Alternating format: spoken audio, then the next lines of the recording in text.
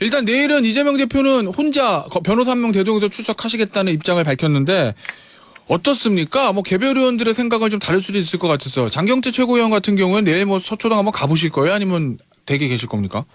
뭐 저는 지지자분들께서 많이 나와 계실 것으로 예상되기 때문에 예.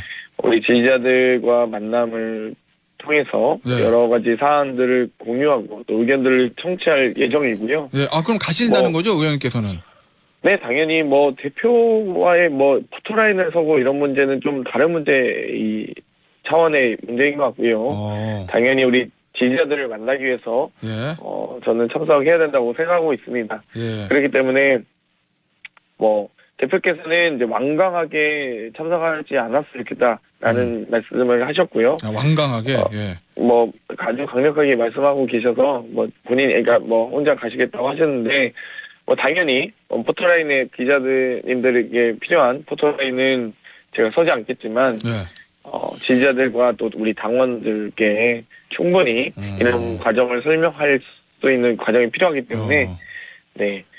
저는 뭐 그 정도는 만남을 가질 예정을 갖고 있습니다. 다른 의원들도 좀 혹시 가실 계획이 있으신 의원들이 좀 계신가요?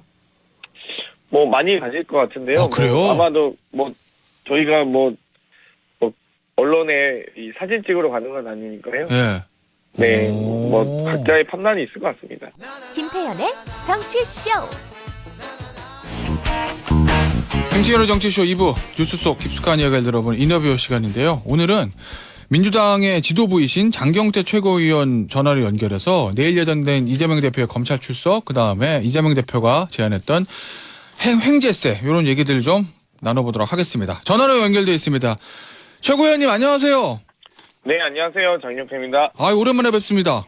네, 안녕하세요. 뭐 저희는 항상 스튜디오로 모시고 싶은데 지금 지방에 계시다면서요? 전북 익산이요?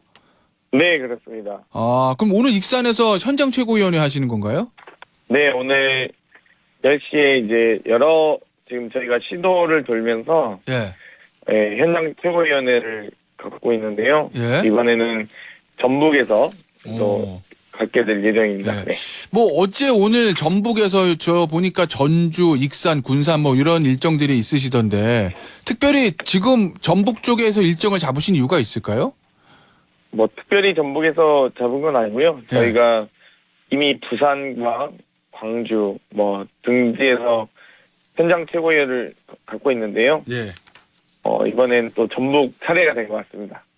그렇습니까? 아니 뭐 항상 저 언론이야 뭐 해석을 붙이는 곳이긴 합니다만 내일 이재명 대표의 검찰 출석을 앞두고 그래도 당 지지세가 강한 호남 지역을 찾은 건 아니냐라는 뭐 관측이 있던데 맞는 얘기인가요? 뭐 그래 주시면 감사하죠. 근데 뭐 그런 건 아니고요. 예. 17개 시도를 모두 한 번씩은 방문하고 있기 때문에 네. 뭐 출석 여부와 관계없이 당연히 한 번씩은 꼭 가야 된다고 생각하고 있어요. 네, 알겠습니다. 제가 난방비 대책 얘기 좀 해볼게요. 의원님께서도 저희 최고위원회에서 요 민생에서 난방비 문제 가장 중요하다 뭐 이런 지적을 하셨던데.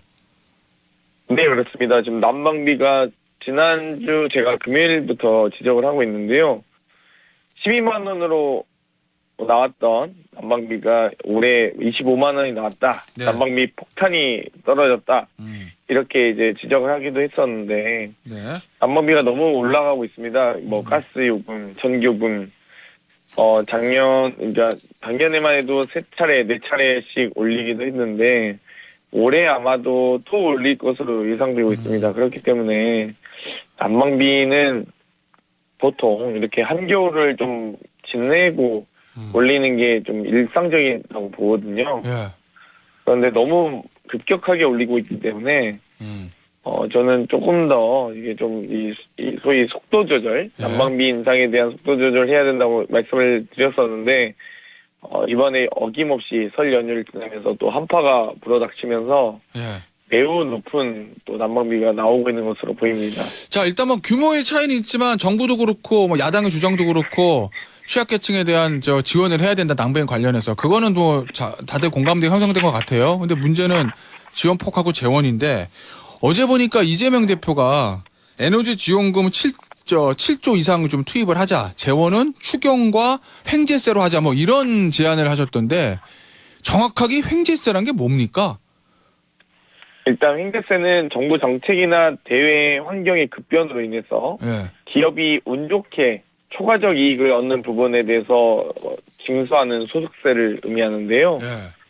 아무래도 이제 좀 운 좋게 소위 얻은 소득세라고 보시면 될 것 같습니다. 그래서 이렇게 이제 뭐 항상 요금을 올릴 때는 예. 이유가 있습니다. 예. 뭐 우크라이나 전쟁이 있어서 혹은 뭐 가스 요금이 올라서 뭐 국제적인 가스 요금이 올라서 이런 등의 이 이유가 있는데 예. 오를 때는 이유가 있는데 보통 떨어질 때는 이유가 없거든요. 예. 그래서 오를 때 이런 횡재세 등을 걷어서 예. 특히 어려운 취약계층에 있는 분들에 대해서 보다 더 어려울 때 지원을 하자라는 게 횡재세의 개념이고요. 예.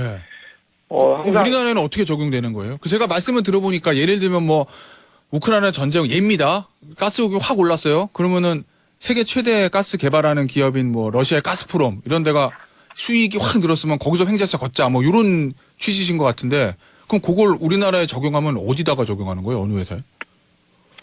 뭐 여러 가지 이제 기업에게 부과하는 부분이고요. 예. 뭐 특히 우리나라도 여러 가지 팬데믹 상황에서나 예. 혹은 전쟁으로 인해서 여러 기업들이 얻을 수 있는 추가 소익들이 있습니다. 예. 그래서 그런 부분들에 대해서 예. 원래 뭐 전쟁으로 인해서 이 얻는 기업이 있으면 뭐 잃는 기업들도 하는데요. 얻는 기업에 대해서 조금 더 보정을 할 수 있는 기회를 주자 이런 논리가 되겠습니다. 아니, 난 제가 궁금해서 여쭤보는 거예요. 가스공사는 적자니까 안 될 거고, 그러면은 우리나라 에너지 기업이 뭐 주유소 하는 예를 들면 뭐 회사 이름 얘기할 수는 없지만 정유화학 업체 이런 데인데 그런 곳한테 걷는다는 건가요? 뭐 제가 기업을 정확하게 말씀드리지 않겠지만 그러니까 작년에 예. 여러 가지 이 오일 회사들이 예. 뭐 1인당 뭐 1,000만 원에서 2천만 원 등의 성과급을 지급한 사실이 있습니다. 뭐 예, 이미 뭐 예. 엄청난 이 수익을 올렸고 엄청난 또 이 배당과 여러 가지 직원들에 대한 이 어떤 초과 수당을 지급한 바가 있는데요. 네. 그런 부분에 대한 수당을 직원들에게 주는 것도 매우 저는 뭐 필요하다고 봅니다. 하지만 이 요금 인상으로 인한 고통을 겪고 있는 국민들에 대한 지원도 매우 중요하다 이렇게 말씀드리고 싶습니다. 알겠습니다. 자, 어제인가 그제죠. 친명계 초선 의원 모임인 철험회 이재명 대표와의 회동이 있었는데 위원님도 참석하셨죠? 네, 그렇습니다. 뭐 거기서 나왔던 얘기 좀 소개 좀 하나만 해주세요. 언론에 보도되지 않은 걸로. 뭐 저희는 이제 철험회 같은 경우는 네. 개혁 입법과 어떤 여러 민생 입법을 강력하게 추진하자라는 취지에서 만난 모임인데요. 예. 마찬가지입니다. 여러 지금 고금리에 대한 부분, 예. 또 부동산 대출에 대한 부분, 또 여러 그런 부분에 대한 민주당의 민생 입법이 좀 너무 이 지지부진한 거 아니냐라는 의견들이 많았습니다. 그래서 민주당만의 색깔을 갖춘 민생 입법과 이 개혁 입법을 추진했으면 좋겠다라는 이야기가 현재 뭐 많은 언론 통해서 보도가 됐는데요. 예. 이 대표께서도 충분히 취지에 공감하셨으리라고 생각하고요. 예. 오히려 이런 이 철험회와의 회동이 언론에서 너무 막 주목을 하셔서 원래 대표께서 어떤 선수별 모임, 예. 지역별 모임, 여러 가지 다양한 의원 그룹 간의 만남을 계속 갖고 오셨거든요. 오히려 이제 한 두세 차례 연기되면서 그랬던 과정이 있었는데 언론에서 주목을 하면서 좀 이 깊은 얘기를 못했던 측면이 있는 것 같습니다. 혹시 뭐 내일 있을 검찰 소환 조사에 대비한 그런 얘기들은 전혀 나오지 않았나요? 왜냐하면 처음에 참석하신 멤버들 중에도 변호사분들도 계시고 하셔가지고. 뭐 보통 할 수도 있었을 거라 생각하는데 예. 너무 언론에서 뭐 거의 추격전을 벌이다시피 뭐 따라오시다 보니까 그리고 많은 분들이 관심을 갖다 보니까 예. 오히려 그런 얘기를 못했던 것 같아요. 그래서 아, 오히려? 예. 네, 뭐 아무래도 뭐 많은 분들이 또 관심을 가져주시고 예. 전화를 하셨기 때문에 예. 좀 저는 뭐 아쉽게 생각하고 있습니다. 아, 알겠습니다. 그러니까 검찰 수사에 대한 얘기는 거의 하지 않았다는 말씀이신 거고. 알겠습니다. 저 내일 이제 어쨌든 출석을 하세요, 이재명 대표가. 그런데 김남국 의원 같은 경우에 만약에 체포동의안이 또 올라온다. 만약입니다. 검찰에서. 그럼 이건 무조건 부결시켜야 한다. 뭐 이렇게 밝혔다는데 의원님 생각은 어떠세요? 저는 검찰은 체포동의안과 뭐 구속수사, 구속영장 청구, 뭐 기소 예. 등을 포함해서 예. 모든 검찰권을 남용할 것으로 예상이 되고요. 오. 할 수 있는 역할과 권한과 행동을 다 할 거라고 생각합니다. 네. 그래서 뭐 지금도 이미 뭐 240번 이상의 이 압수수색 영장을 청구했고 했기 때문에 저는 뭐 그 이상도 할 거라고 보는데 뭐 충분히 저희 뭐 민주당과 또 이재명 대표는 그런 어떤 검찰권 남용에 대해서 뭐 충분히 적극적으로 수사에 협조하되 예. 남용에 대해서는 협조하기는 어렵다 이렇게 보고 있고요. 그러면 의원님께서도 체포동의안 만약 올라오면 부결이 맞다는 취지신 거죠? 예. 저는 뭐 노웅 의원님도 마찬가지로 체포동의안 부결이 맞다고 생각하고 있고요. 예. 뭐 저희는 적극적으로 협조하고 있기 때문에 예.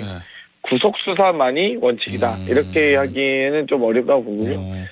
다양한 검찰이 모든 노력을 예. 할 거라고 봅니다. 다만 저번에 이제 성남시청에 저희가 이 소환 조사에 응하지 않았습니까? 당연히 출석을 했는데요. 네. 끝나고 나서 많은 언론 기자님들도 정말 뻥이었다.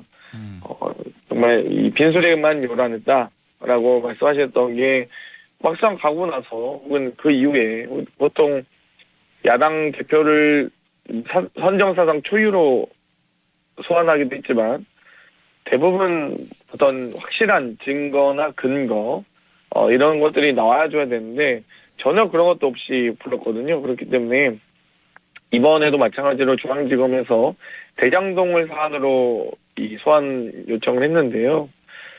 거기에 합당한 어떤 증언과 근거가 있어야 된다고 봅니다. 아마 저는 오히려 이 중앙지검의 이 소환이 네. 이 대장동 특검의 동력을 맞는 게 아니냐라는 생각이 들고요.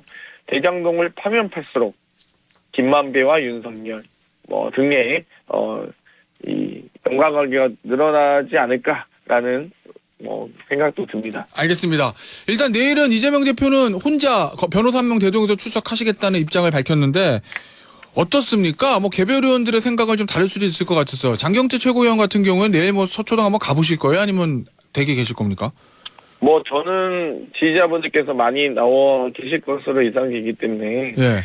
우리 지지자들과 만남을 통해서 네. 여러 가지 사안들을 공유하고 또 의견들을 청취할 예정이고요. 예. 그럼 가신다는 거죠, 의원님께서는? 네, 당연히 뭐 대표와의 뭐 포토라인을 서고 이런 문제는 좀 다른 문제 이 차원의 문제인 것 같고요. 당연히 우리 지지자들을 만나기 위해서 예. 저는 참석해야 된다고 생각하고 있습니다. 예. 그렇기 때문에 뭐 대표께서는 이제 완강하게 참석하지 않았으면 좋겠다라는 말씀을 하셨고요. 완강하게. 예. 뭐 아주 강력하게 말씀하고 계셔서 뭐 그러니까 뭐 혼자 가시겠다고 하셨는데 뭐 당연히 포토라인의 기자님들에게 필요한 포토라인은 제가 서지 않겠지만 예. 지지자들과 또 우리 당원들께 충분히 이런 과정을 설명할 수 있는 과정이 필요하기 때문에 네.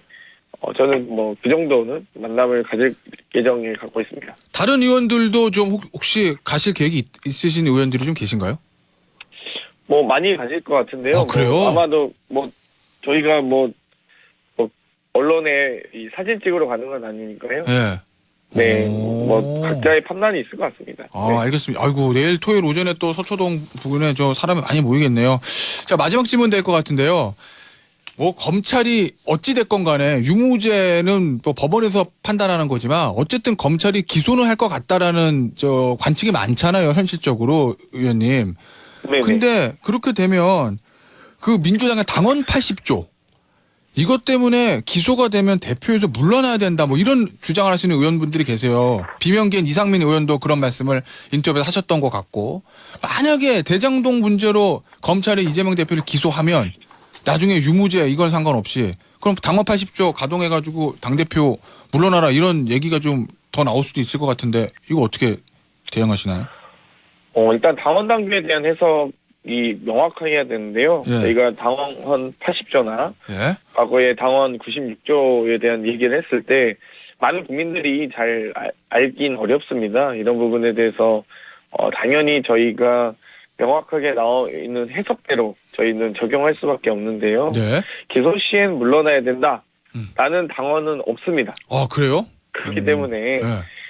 기소 시에 여러 가지 사안을 고려해서 검찰이 유난히 표적 수사, 기획 수사, 여러 별건 수사 등으로 이 정당을 탄압할 때, 네. 또 야당 대표, 어떤 대통령 후보에 대한 탄압을 할 때 그런 부분에 대해서 여러 가지 이 사무총장의 판단이나 당무위원회 판단을 가져야 된다고 명시하고 있기 때문에 그때도 정치 탄압에 대한 어떤 이 저항 조항이 있습니다. 그렇기 때문에 이게 결국 한 가지 해석만 가지고 당원 당규가 있지는 않거든요. 네. 그래서 다양한 당원 당규 해석을 바탕으로 해서 우리 더불어민주당의 여러 가지 이 민주화의 과정이라든지 또 이명박 박근혜를 거쳐온 여러 가지 국정농단의 역사를 저희가 헤쳐나가기 위한 노력들을 많이 하고 있습니다.